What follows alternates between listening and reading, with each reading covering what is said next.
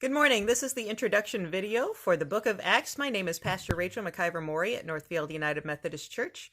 And if you have made it this far in the Reading the Bible Through the Year project, thumbs up. So let's talk a little bit about the Book of Acts. The Book of Acts is actually the second half of a two-volume set, the first of which is the Gospel of Luke, which you have already read if you've gotten to this point. And you'll find parallels in language. You'll find parallels in story. The Gospel of Luke, you'll find a lot of echoes in the book of Acts. And so things you see Jesus doing and participating in, you see the disciples participating in some form or fashion in the book of Acts.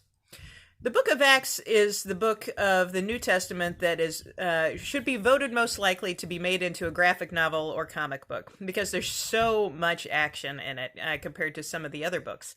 There's a lot of energy to it. It's the growth and the birth of the church, and there's a couple of interesting elements that you might look for as you read. The first of which is that it begins with a third-person omniscient narrator, but partway through the book, it shifts to a first-person plural. So from a "they did such and such" to a "we did such and such." And that scholars have been talking about that for years and don't have a really good response for it.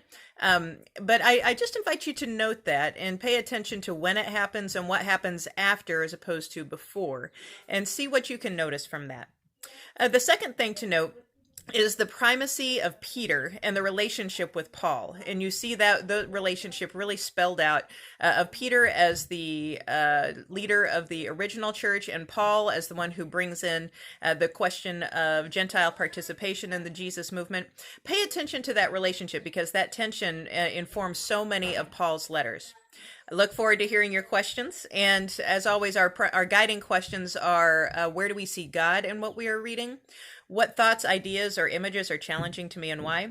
And what is happening in the world today that connects with what I am reading? Happy reading.